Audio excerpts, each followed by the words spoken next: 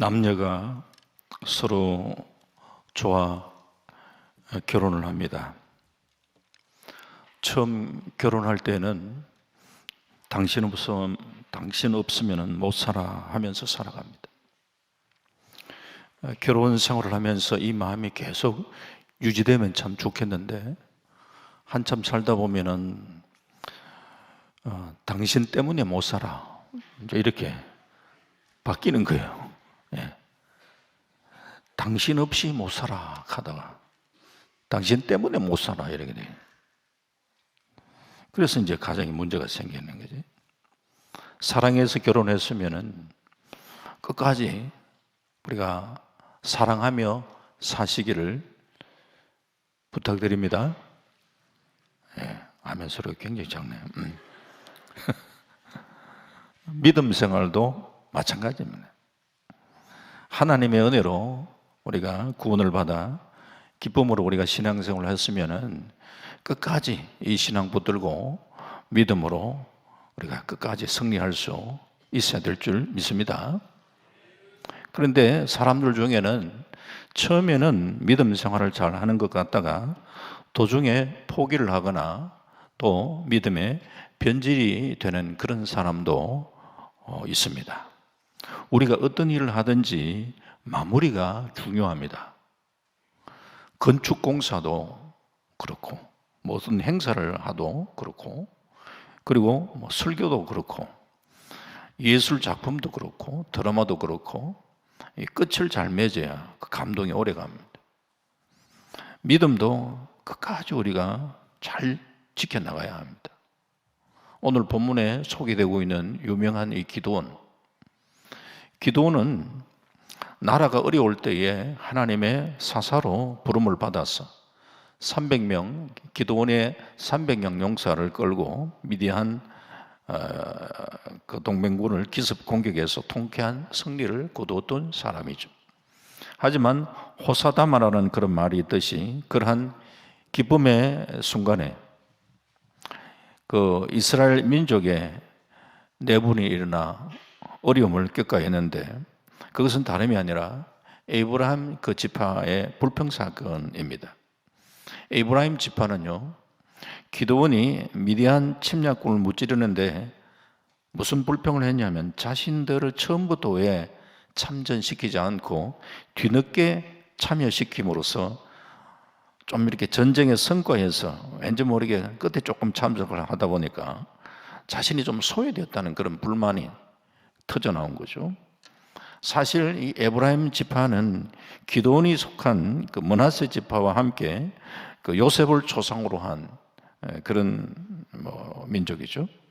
그럼에도 불구하고 형제 지파 출신은 기드온에 좀 독주를 하고 기드온이 막 인기를 막 높아지고 하니까 자신들이 오히려 좀 더 적극적으로 그게 가담을 해서 인기가 좀 같이 높아지면 좋은데 왠지 모르게 끝마무리에 조금 참여했다가 크게 자기들은 각광을 받지 못하는 거기에 따르는 불평이 좀 터지는 거죠. 그래서 왜 처음부터 우리 전쟁에 같이 우리를 불러가 같이 처음부터 참여하지 왜 끝에 불렀냐 이런 얘기. 정말 전쟁에 참여하고 싶으면 처음부터 우리가 참여하겠다고 이야기를 했으면 그 상황 달라졌을 건데. 근데 에브라임 지파는 그 이스라엘 공동체 가운데에 가장 비협조적이고 불만이 많았던 지파 가운데 하나라고 말할 수 있습니다. 이같이 불만을 토론하는 것은요, 그들 속에 불이한 그런 경쟁심, 또 명예욕, 그리고 좀 주도권에 대한 욕심, 이런 것들이 작용했다고 보는 거예요. 그런데 기드온은 이들의 불만을 좀 잘 다스려 내분을 수습을 합니다. 아주 상당한 탁월한 그 지도력을 발휘한 거죠. 이런 그 기드온의 탁월한 지도력을 바탕으로 해서 이스라엘은 오랜만에 40년 동안이나 긴 평화의 시대를 맞이하게 됩니다. 그래서 오늘 읽었던 28절 말씀 보면은 기드온이 사는 40년 동안에 그 땅이 평온하였다라는 이런 말씀을 하고 있습니다. 하지만 이런 훌륭한 그 신앙을 가지고 있었던 기드온도 미디안과의 전쟁 이후 그의 말년의 생애를 보면은 좀 불행하게도 신앙적 면모보다는 좀 세속적 면모가 상당히 두드러지게 나타나는 그 안타까운 모습을 보여주고 있습니다. 그래서 기드온이 범한 그 신앙의 어리석음을 좀 한번 살펴보면서 하나님을 향한 우리의 신앙이 처음이나 끝이 좀 변함없는 그 순수한 신앙을 지속해 나갈 수 있어야 되지 않겠는가. 자, 이런 각도에서 말씀을 한번 살펴보려고 하는 겁니다. 우선은요, 이 기드온이 참 잘했던 부분 가운데 기드온이 미디안 대군을 격파하고 이스라엘을 미디안의 7년 압제에서 이제 구원하자 이스라엘 백성들이 이야, 기드온이 그 탁월한 리더십을 보면서 우리 왕으로 삼으면 좋겠다 이 생각을 드는 거죠. 그렇지 않아도 주변 나라들이 왕을 세우고 하는 모습에 그 부러움을 갖고 있었는데, 야, 저런 탁월한 지도력을 갖고 있는 분을 왕으로 모시면 우리가 편안하지 않겠나 생각을 하는 거예요. 그래서 사사기 오늘 읽었던 8장 22절 말씀 보면 이렇게 소개하고 있는데 같이 한번 볼까요? 시작. 그때에 이스라엘 사람들이 기드온에게 이르되 당신이 우리를 미디안의 손에서 구원하셨으니 당신과 당신의 아들과 당신의 손자가 우리를 다스리소서 하는지라 그랬습니다. 기드온뿐만 아니라 앞으로 당신 아들, 당신 손자까지 자자손손 우리는 당신의 통치를 받기를 원합니다. 당시 이스라엘 주변 나라들이 대개 세습 왕정 제도를 형성하고 있었어요. 그러한 나라들이 보니까 굉장히 막강한 그런 권력하에 나라의 힘을 키워나가고 있는 것 같은 그런 모습을 그들은 느꼈던 거죠. 따라서 이 같은 그 왕정 제도가 당시 이스라엘 백성들에게는 큰 매력으로 다가왔습니다. 이스라엘 백성들은 자기들을 미디안의 그 밖에서 구원해 준 이 기드온의 그 탁월한 그런 지도력에 아주 매료가 된 거죠. 그래서 당신이 우리 왕이 되어 달라. 아마 당신뿐만 아니라 우리는 당신 아들, 당신 손자까지 계속해서 우리는 그 왕으로 계속 세습 왕으로 모셔가지고 그렇게 우리는 다스림 받기를 원한다는 거예요. 지금 이스라엘 백성들은 힘이 있는 인간에게 기대어서 자신의 안전을 좀 확보해 보겠다라는 이런 의도를 갖고 있습니다. 이스라엘 백성들은 하나님의 계획, 하나님의 뜻, 그거는 과연 어디에 있는가? 이 관심이 별로 없어. 과연 하나님이 그걸 기뻐하는가? 이게 대한 관심보다도 우선 보니까 저와 같은 탁월한 리더십을 만나기 어려운데 저 기드온을 모시면 되겠다 이렇게 생각한 거죠. 순간적으로 판단한 거죠.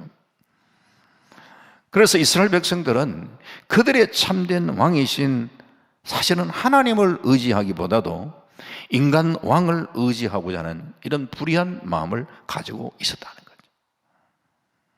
거죠. 이 요구에 대해서 상당히 기드온뿐만 아니라 아들과 그 자손까지 다 자기들이 왕으로 그렇게 모시겠다고 이야기를 하는데 연간하면 또 욕심이 날지 않겠어요? 못 이긴 척하고 수락할 수도 있잖아요. 아이고 내가 무슨 그런 자격이 있겠나 이렇게 하면서 그러면서 그냥 아이고 그거 원하면은 내가 하지 이렇게 해가 이렇게 마음이 없는 것처럼 하면서 또 이렇게 할 수 있잖아요. 그런데 사사기 8장 23절 말씀 보면은 이 부분은 이제 기드온이 잘한 거죠. 시작. 기드온이 그들에게 이르되 내가 너희를 다스리지 아니하겠고 나의 아들도 너희를 다스리지 아니할 것이요 여호와께서 너희를 다스리시리라. 아멘.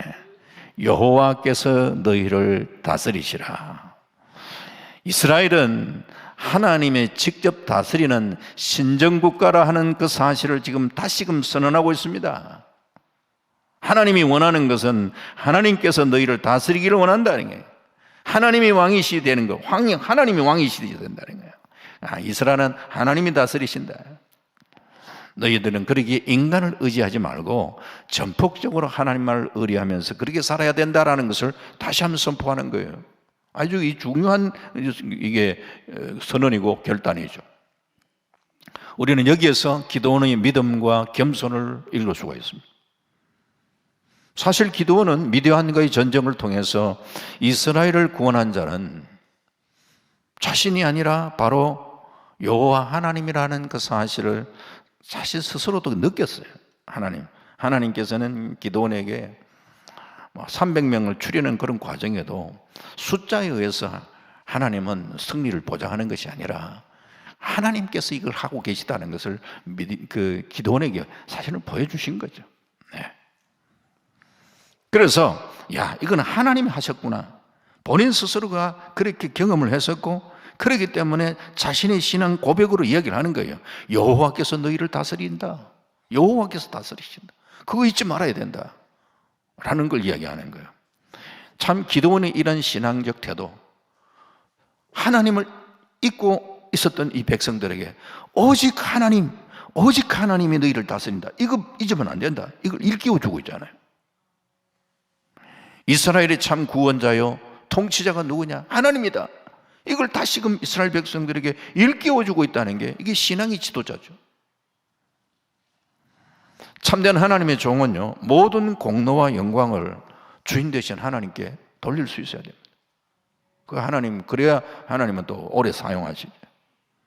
나의 나 된 것은 하나님의 은혜입니다. 늘 그걸 우리가 잊지 말아야 돼요. 뭔가를 우리가 이룬 것도 내가 한 게 아니에요. 철저히 하나님은 우리는 잠시 도구로 좀 사용하신 거예요.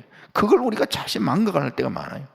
마치 내가 어떤 능력을 나타내면 내가 먼저 하는 것처럼 잠시 주님은 도구로 사용하셨는데, 그 도구로 쓰임 받았음에 대한 그냥 감사하고, 그렇게 나를 도구로 사용하셔서 하나님께 영광, 하나님이 하셨습니다, 이걸 우리가 잘 해야 돼요. 하나님께 영광 올려드리는.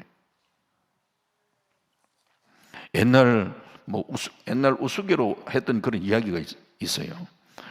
69번 버스가 쭉 이렇게 가다가 큰 사고를 만나가지고 많은 사람이 거기에 다치고 또 죽기도 하고 그랬는데, 그 죽은 사람 가운데 가장 억울한 사람이 누군가 지어낸 얘기죠.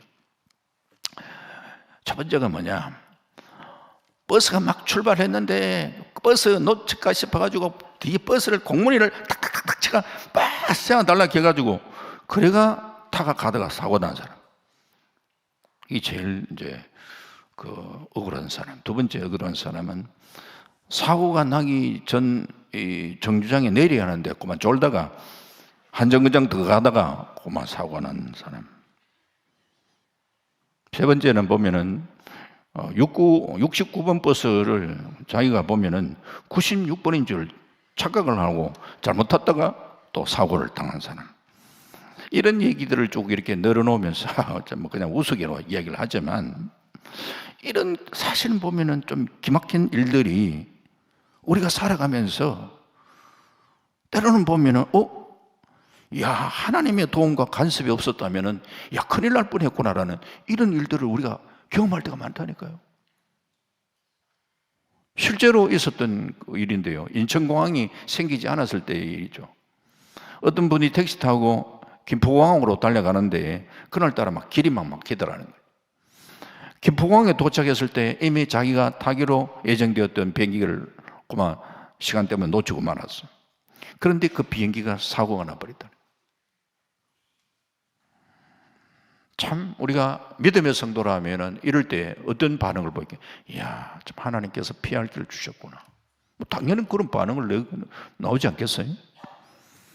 그러면 우리가 살아가는 순간순간이 하나님께서 순간적으로 피할 길을 주셔가지고 이런 이 사고 가운데에서 하나님께서 나를 보호하셨구나, 그런 순간들이 우리가 살아가면서 한 번씩 느낄 때가 있어요. 우리 하나님 은혜로 살아가면, 만약에 제가 말씀드리고 싶은 핵심은 하나님 은혜로 살아가는 거예요. 날 겸손해야 해요. 지금까지 나를 인도해 주신 주님, 내가 험한 길 그 인생을 살아갈 때에 나를 계속해서 인도해 주신 분이 하나님이십니다. 그 믿음의 고백이 늘 있어야죠. 그래서 믿음 생활하는 것은 뭔가, 인생의 주인이 하나님 되심을 우리는 믿고 그 하나님을 나의 왕으로 모시고 그분의 뜻에 순종하며 살아가는 것, 이게 믿음 생활이에요. 간단하잖아요. 모든 인생사의 주인이 하나님이심을 믿고 하나님을 나의 왕으로 모시고 그분의 뜻에 순종하며 살아가는 거예요. 그걸 계속 주님은 우리에게 요구하고 계시니.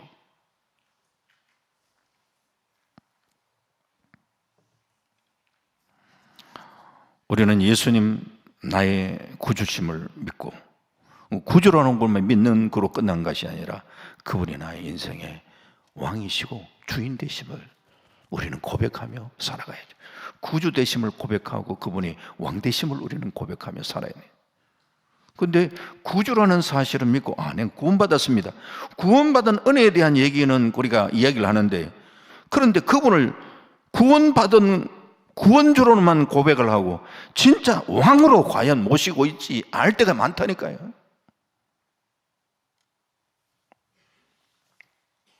오늘 신앙이라는 것은 정말 주님을 나의 중심에 왕으로 모시고 그렇게 그분의 뜻에 순종하는 믿음의 삶을 우리는 살아갈 수 있기를 다시 한번 주의 이름으로 축원합니다. 항상 한 번씩 우리 재점검하는 게 필요하네요. 주님을 왕으로 모시고 살아가고 있는가. 그리고 기도원의 모습, 그 기도원이 잘한 것이 바로 그는 하나님이 우리를 다스린다, 하나님 너희를 다스린다, 이 고백, 이걸 일깨워주는 거예요. 아주 그게 중요한 거예요. 그리고 이 기도원을 보면서 조금 이제 기도원이 약간 흔들렸던, 처음부터 그러지는 않았지만서도 견물생심이라고, 기도원도 약간 좀 물질이 약간 흔들렸던 그런 부분들이 좀 있다고 봐지는데, 그래서 우리 신앙생활에 참 물질을 잘 다스려야 돼요. 물질을. 하나님께서 은혜를 받고 다양한 그런 때로는 보면 은사를 부어주시고 하는 그런 분들도 있잖아요. 그런데 진짜 그런 은사를 받아서 지속적으로 쓰임받는 분들의 모습을 보면요, 하나님께서 그분을 많이 다스려 나가는데 그 중에 또 하나 훈련시키는 게 뭐냐면은 재정 부분들을 많이 다스려요. 왜 그런가? 이런 부분에 하나님이 다스려 주지 않으면은요, 그 은사를 가지고 나중에는 보면은 이게 물질의 유혹이 되는 거예요. 그걸 관리를 못하는 거죠.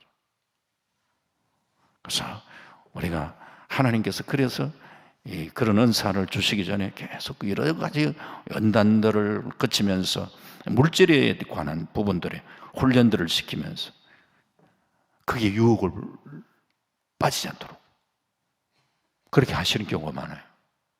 그게 사실 필요해요. 그렇지 않고는 보면은 이렇게 자기가 어떤 은사를 갖고 있는 것도 아닌데 하나님이 잠시 주신 건데 그걸 사용하면서 자신을 통해서 능력이 나타나고 그걸 통해 나중에는 물질을 요구하게 되고 이게 타락하는 거예요. 존 웨슬 목사님이 설교를 하시면서 이런 물질에 대한 설교를 한번 하셨어요. 우리 예수 믿는 사람 돈 잘 벌어야 합니다. 그런데 어떻게 하면 돈을 잘 벌 수 있는가? 이런 것들도 막 가르치는. 부인을 따라 교회에 왔던 어떤 남편이 그날따라 설교를 들으면서 이야, 목사님 설교 잘하신다. 웨슬 목사님이 계속 설교를 하니 예수 믿는 사람은 믿지 않는 사람보다 돈 더 잘 벌어야 합니다. 부자 되어야 돼.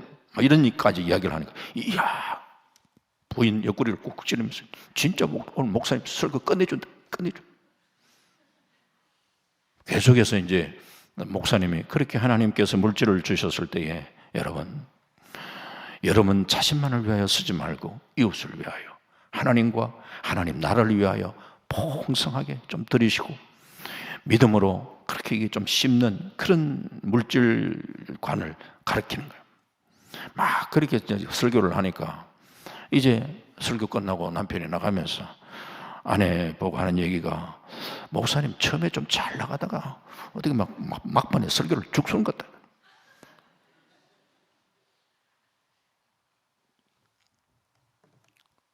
자기 기준을 가지고 생각하는 거예요. 어떤 분은 그런 얘기를 합니다. 우리가 돈 버는 것은 재주만 있으면 가능하다. 그것도 다 맞는 말은 아니에요. 그 사람 생각이에요.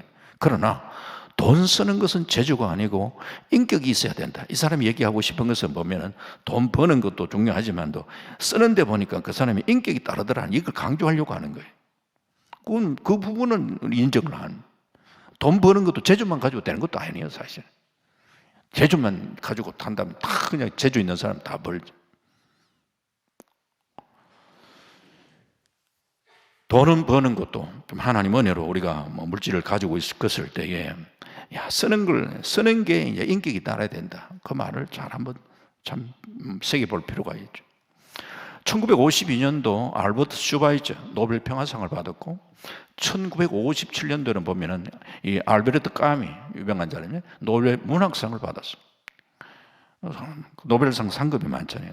슈바이처는 상금으로 아프리카 가봉의 난치병 환자를 위한 병원을 지어가지고 그 병원 때문에 수많은 사람들이 그 병원을 통하여 많이 치료를 받고 혜택을 받았죠. 그러나 까미는 파리 건교에 별장을 짓고 또 많은 그 여성들과 사귀면서 또 주말마다 막 쾌락을 즐기고 그랬어요. 이 까미는 출판업자이면서도 아주 절친한 그 친구인 미셸 갈리마르라는 사람이 있는데 그가 이제 운전하는 차를 타고 파리를 향하던 중에 그 친구 차를 타고 이제 가다가 그만 그 차가 나무를 들이받는 바람에 사고를 발생해 조수석에 앉아있는 그 까미가 현장에서 즉사해 버렸어요. 그 당시 까미 나이가 얼마냐? 46이에요. 46. 이 까미는 원래 가족과 함께 원래는 기차 타고 파리로 들어갈 그런 예정이었어요. 그런데 이 친구의 그런 제안으로 인해서 뭘 어떻게 할까 하다가 그러면 친구 따라 같이 차 타고 가자 이렇게 결정한 거예요. 그 사고 후에 그 주머니를 뒤져보니까 자기가 기차 타고 가려고 했던 기차표가 이렇게 들어져 있는 거예요. 평소에 본인은 자기 생각이지 참 살다가 자동차 사고로 죽는 것 그거 참 의미 없는 그런 죽음 아니냐 이런 얘기를 우리가 살다 보면 어떤 일이 일어날지 그거는 이제 자기가 그런 생각을 하면 평소에 그런 말을 했대요. 그런데 실제로 자기가 그렇게 되어버리고 말았다는 거예요. 참 우리가 그런 물질을 사용하는데도 우리는 청직의식 잘 우리가 가질 필요가 있습니다. 그런데 문제는 오늘 그 기도원 보면 미디안과 전투에서 그토록 참 하나님 앞에 신실했던 용사 기도원, 미디안과 전쟁 이후에 좀 이전과 같은 그런 신실하고 아주 그 순수한 그런 신앙을 유지하면 참 좋았을 텐데 좀 처음에 기도원에게 이스라엘 사람들이 왕이 되어달라라는 그런 요구 앞에는 겸손하게 거절을 하고 하나님이 너희를 다스린다 이런 선포까지 했는데 신앙에 그런 일깨워줬던 그런 신앙을 좀 계속 이어주면 좋았을 텐데 그런데 전투 후에 보면 사사기 오늘 8장 24절이죠. 같이 한번 봅니다. 시작. 기드온이 또 그들에게 이르되 내가 너희에게 요청할 일이 있으니 너희는 각기 탈취한 귀고리를 내게 줄지니라 하였으니 이는 그들이 이스마엘 사람들이므로 금 귀고리가 있었습니다. 그랬어요. 이스라엘 백성들은 기드온의 좀 요구에 따라서 미디안 족속들에게 취했던 그런 각종 진귀한 물건을 기드온에게 드립니다. 너희들이 갖고 있는 여기에 탈취한 그 귀고리, 그거 내게 달라 이야기를. 그래서 금 귀고리를 처음부터 그렇게 욕심이 있어 물질에 대한 욕심이 있어서 그랬던 건 아니라고 봅니다. 왜냐하면은 기드온이 이스라엘 백성들에게 그렇게 귀중한 물품들 그걸 가지고 뭐 했냐, 자기 배치했냐, 그건 아니고 예봇을 만들었다 그랬어요. 예봇. 그 대제사장 입는 그 예봇. 그런데 문제는 뭐냐? 그때에 가지고 있었던 이스라엘 백성들이 내었던 그 금귀고리가 굉장히 많아서요. 1700세겔이라고 그랬어요. 1700세겔 금귀고리죠. 1700세겔이 어느 정도 되느냐? 17kg 정도 되네요. 17kg. 이 17kg 지금 계산이 그러니까 얼마나 비쌉니까, 진짜? 네. 눈 뜨고 나면 또 비싸고. 하여튼 한 돈에 지금 100만 원 넘는지 내가 그건 정확히 모르겠습니다. 하여튼 그런 거 왔다 갔다 하는 거더라고. 그 시세로 하면요 17kg 가니까 40억이 되더라고. 근데 뭐 당시에는 그만큼 정도의 시세는 아니겠지. 예. 그러니까 그래도 어쨌든지 간에 뭐 우리가 금값 좀 살 때를 생각하면 억대 정도 된다 이 말이에요. 억대. 기드온이 그 금으로 가지고 에봇 한 벌을 만들어서 기드온이 거주하던 오보라에 보관했다 이렇게 얘기를 합니다. 견물생심이라고 막상 그런 물질을 보니까 우리가 처음부터 탐욕을 있었던 건 아니라고 그러면 왜? 대제사장의 거룩한 의복 예봇을 딱 이렇게 아주 귀하게 만들어낸 그 예봇을 만들었다. 나름대로는 신앙적 동기에서 만들었다고 생각되어집니다. 하지만 억대의 금 장식을 팍 달아가지고 예봇을 탁 만들고 나니까 야 너무 좀 아까운 생각도 들잖아요. 그러면 예봇을 만들어서 성소에 가지고 간 게 아니라 이걸 자기가 거주하는 오브라에 보관했다는 거예요. 처음부터 가지려고 했던 건 아니겠지. 그러나 너무 귀한데 야 이거 오보라 자기가 거주하는 오보라에 갖다 놨다 그랬잖아요. 그리고 26절을 보면 백성들이 금만 가지고 있는 게 아니에요.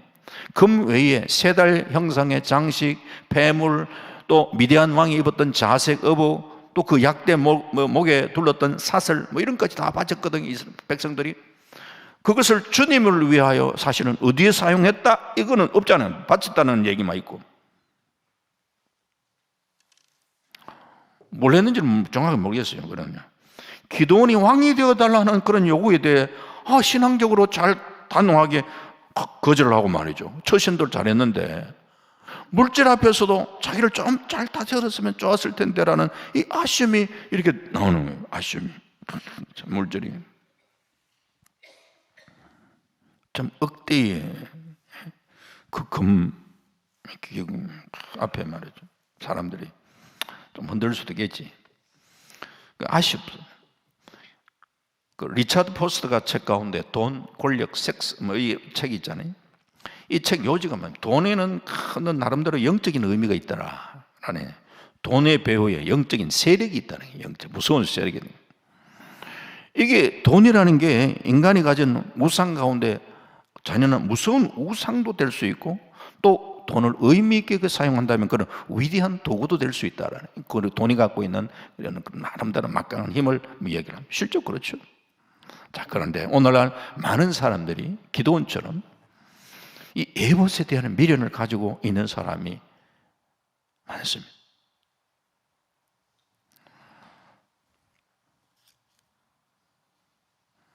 재산이 좀 많으면 우리가 참 좋겠죠.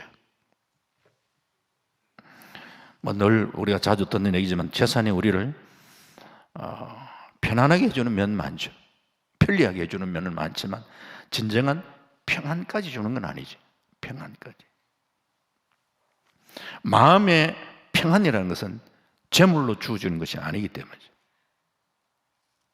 그래서 우리는 얼마나 더 많은 것을 모을까는 그것보다도 얼마나 하나님 앞에 바로 살까라는 이 부분에 관심을 사실 더 많이 가져.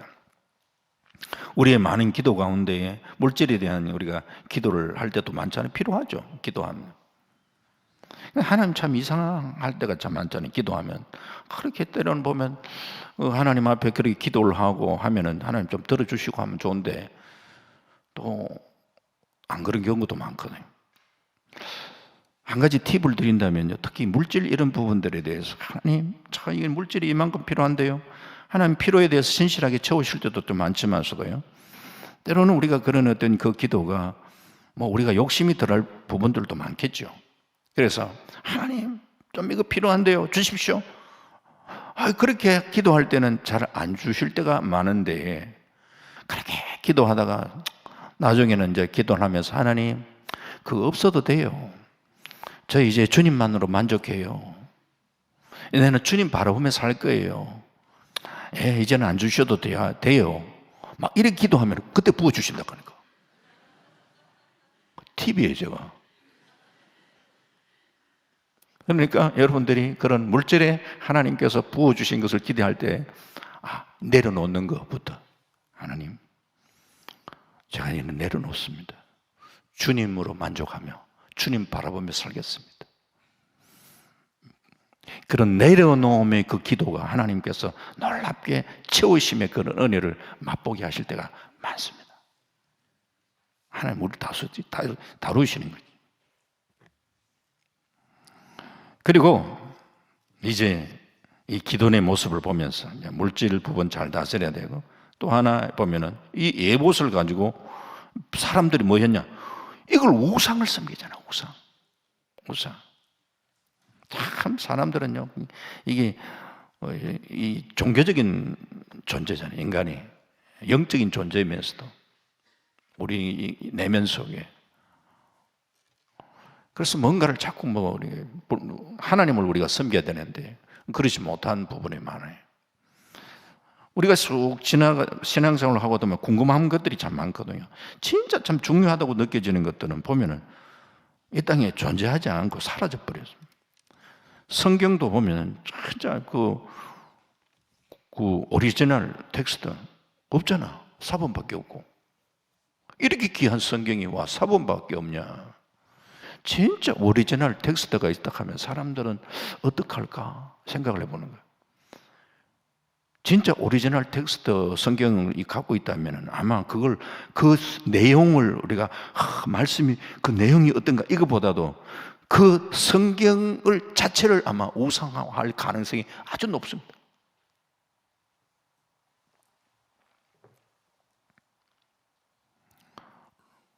그 러시아 정교회에 가보고 그러면 성경이 거의 아주 금으로 도금을 해놓고 그걸 아까봐 보겠나 싶은 생각이에요. 그걸 그냥 이렇게 보기 위한 정말 그게 성경 자체가 귀해서 그렇게 해놔놓고 정말 말씀을 보는 이게 아니라 그 자체가 딱 언뜻 봐도 우상화되고 있구나 느낌이니까.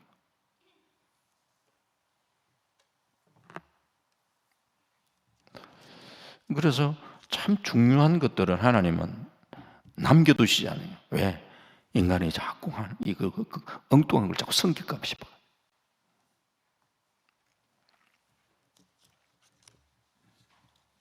이 에봇 참 거룩한 목적에 쓰면 참 좋은데, 기도원은 금으로 장식한 그 에봇, 새롭게 만들었던 에봇을 만들어가 자기가 거주하는 오브라에 그렇게 두었더만, 그때에 이 이스라엘 그 사람들, 백성들의 판단을 조금 왔다 갔다 흐리게 만드는, 백성들이 실로에 있는 성소에 가서 하나님께 제사 드리지 않고, 야, 그 오브라의 그 비싼 그 에봇이 있대, 그 에봇. 그래서 에봇 앞에가 제사 드리는, 에봇을 우상으로 씁니다. 그 결과 이스라엘 백성들이 기도원이 만든 에봇을 경배하는 우상 숭배의 죄를 범하고 말았다는 거예요. 우리가 하나님의 뜻을 앞세우지 않고 그분의 뜻을 도외시할 때에 자칫 타락의 길을 걸어갈 수가 있어요. 금과 보석으로 에봇을 만들어 자기 고향에 든 것부터 하나님의 뜻과는 조금 어긋난 일이에요. 그 결과 이스라엘 백성들이 기드온이 만들었던 그 에봇을 경배하는 어처구니 없는 우상 숭배를 조장하고 말았단 말이에요. 처음부터 그렇게 의도하는 건 아니었지. 그래서 죄라는 것, 죄, 가장 큰 죄, 하나님을 저버리게 하는 그 죄야. 하나님을 떠나게 하고 하나님을 무시하게 하는 그 죄. 한자로 한번 죄를 한번 볼까요? 죄.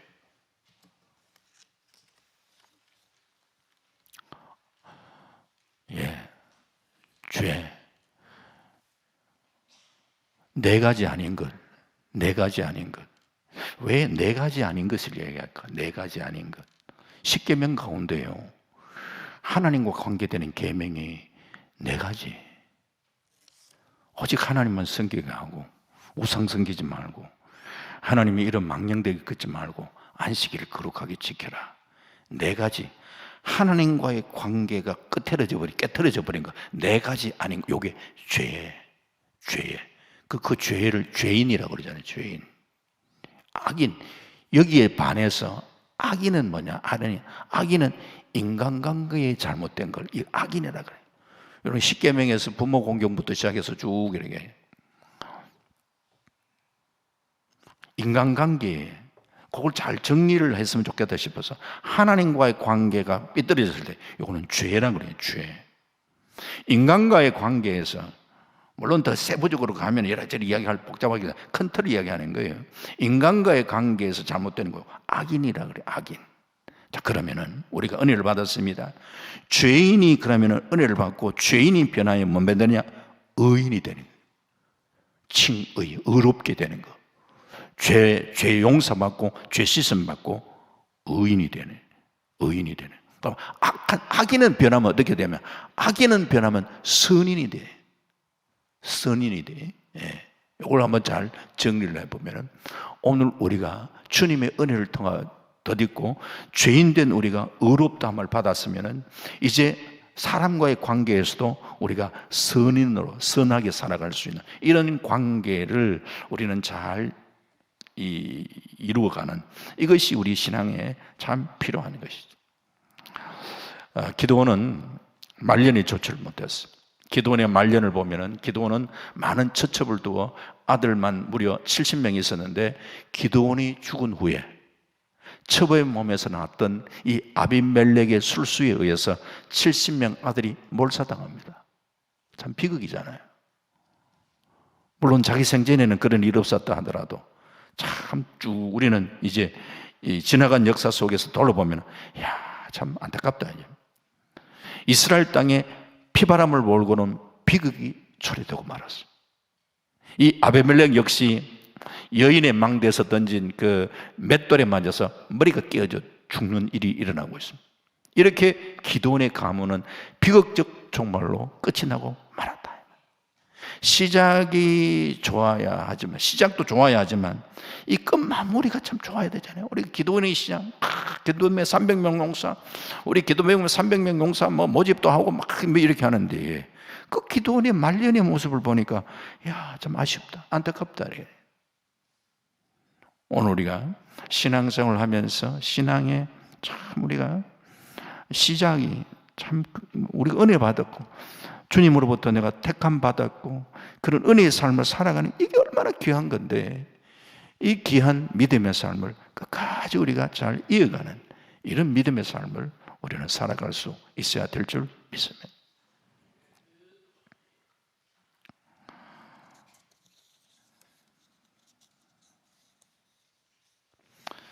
좀 하나님께서 보면요, 그 선교지에서 사역을 하고 그렇게 할 때에 선교지에서는 오히려 국내에서 일어나지 못했던 그런 일들이 많이 일어나는 것들을 많이 경험을 할 때가 있어요. 제가 그 전도 여행을 오래전이죠. 전도 여행을 카자흐스탄에서 할 때 카자흐스탄에서 한 2개월 동안 지냈죠. 그 카자흐스탄에서 한 2개월 동안 그 지낼 때에도 그때 이제 우리 전도팀 가운데서 좀 제가 뭐 목사였다 보니까 가는 곳곳마다 이래가지고 뭐 어떤 사역들을 하고 하는데 어떤 교회를 갔더니만 저보고 집회를 해달라는 거야. 갑자기 집회를 해달라는 거야. 알겠다. 뭐 선교지에서 허락을 하니까 뭐 요구를 하니까 집회를 하니까. 이 카자흐스탄도요 참 뭐 은혜가 충만한 교회들은 진짜 충만한 교회. 기도 진짜 뜨겁게 해요.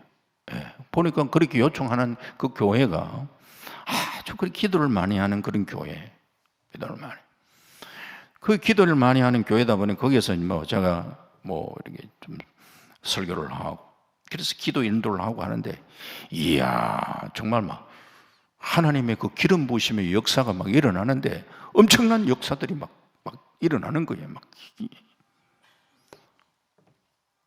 뭐 보통 우리가 뭐 이 집회들을 보면은 막 기도하면은 막 넘어지고 막 이거 그냥 막 하여튼 놀라운 역사들이 막 일어나는 거예요. 그런데 제가 말씀드리고 싶은 것은 뭐냐면은 똑같은 제가 뭐 이렇게 카자흐스탄에서 할 때 막 그런 역사가 일어났다. 이야, 자칫하면 내가 능력이 이렇게 많구나 오해할 가능성이 많지. 왜 하나님께서는 그런 역사가 선교지에 있었을까? 그 지역에서 하나님은 잠시 나를 도구로 하여서 그때의 그 사역이 필요했기 때문에 잠시 사용을 하신 거예요.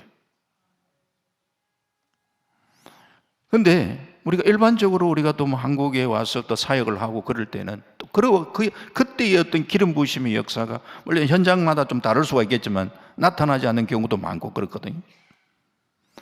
사도 바울 같은 경우에도 본인이 기도하면은 기적의 역사가 나타날 때 심지어는 사도 바울이 갖고 있던 손수건 그걸 가지고 와가지고 아픈 사람한테 얹으면은 벌떡벌떡 낫는 이런 역사도 일어나잖아요. 그러나 정작 자기가 조금 나이가 들고 그러면서 그럴 때에 자기 어떤 또 자기 스스로의 어떤 그 지병 이런 부분들에 대해서는 하나님께서는 안 고치시거든. 디모데한테도 보면은 야, 네 자주 나는 그 위장 그 때문에 좀 포도주를 좀 쓰라 이렇게 얘기할 정도. 그렇게 돼 사도가 기도하면은 벌떡벌떡 나빠야 되는데 하나님 기적이라는 것은 그때의 현장에서 필요할 때 그를 통하여 사용하시는 거예요. 그러면서 제가 말씀드리고 싶은 그거는 뭐냐 하면은 모든 것을 하시는 것은 하나님이에요. 이걸 우리가 망각하면 안 된다니까. 하나님께서 잠시 나를 도구로 사용하셨던 그걸 망각하고 어떤 현장에서 내가 막 그런 기적의 현상이 막 나타나고 이야 내가 대단한 능력을 내가 소유하고 있구나 이렇게 착각하면 안 된다니까. 늘 겸손한 마음을 가지고 하나님 나를 사용했으면 감사합니다 기도하고 병 고침도 마찬가지입니다. 병 고침 때로는 보면 선교지에서도 막 기도하면은 막 병이 막 낫고 하는 역사도 있고 그래요. 일반적으로 보면 하나님께서 우리의 특별한 경우에 그 병을 낫게 하시면서 거기에 있어서 뭔가를 하나님 하실 일들도 있지만서도 일반적으로 우리에게 병 나면은 병원에 가는 그게 믿음 없는 행동이 아니라 그게 정상적인 모습이래요. 그래서 우리가 모여서 우리 함께 기도할 때에 하나님의 은혜를 우리가 기도하고 그리고 하나님의 치유의 역사도 우리가 기대하고 또 그렇게 또 낫는 경우도 있기 때문에 그렇게 또 하고 그래서 또 일반적으로 하나님께서 또 약을 통해서 의사를 통해서 그렇게 하실 때에 거기에 대해서 우리가 아이고 믿음 없어가지고 그게 아니라는 거야. 자칫 우리가 기도를 많이 하고 하면은 그런 부분에 있어서 이 약을 사용하고 하는 이런 왜 믿음 없이 저렇게 행동하느냐 이런 우리가 오해를 해서는 안 된다는 말씀 맺습니다. 말씀드리는 매점에서 하는 것은 궁극적으로 우리가 주님을 나의 왕으로 모시고 나는 그저 도구에 불구하고 그분을 높여드리고 그분께 영광 올려드리는 그런 삶을 살고 우리가 살아가면서 물질 잘 다스려 나가고 주님보다 더 이렇게 마음 빼앗기는 이게 우상이라고 그랬잖아요. 이런 부분들이 없도록 우리를 잘 지켜나가는 믿음의 삶, 신앙의 삶을 살아가시는 승리의 삶 끝까지 살아가시는 저와 여러분 되시기를 주님의 이름으로 축원합니다. 아멘. 하나님 감사합니다. 이 밤에 주 앞에 나와 하나님 말씀 받고 또 기도할 수 있도록 인도해 주셔서 감사합니다. 하나님 주님을 정말 내 중심 속에 나의 구주뿐만 아니라 나의 왕으로 모시고 주님의 통치와 주님의 다스림을 받는 신실한 믿음의 삶을 살아갈 수 있는 저들에게 주님 도와주시기를 원합니다. 날 겸손한 마음을 잃지 않는 저들 되게 하시고 하나님께서 나를 통해서 어떤 역사가 일어났다 할지라도 하나님 잠시 우리는 도구에 불과하다는 이 사실 그 겸손함을 놓치지 않도록 주님 도와주시고 우리가 참 하나님의 은혜로 이렇게 신앙생활을 하고 있는데 끝까지 믿음으로 신앙으로 승리하는 아름다운 믿음의 복된 삶 살아갈 수 있는 우리 모든 성도들 될 수 있도록 인도하여 주옵소서. 감사드리옵고 예수님 이름으로 기도합니다. 아멘.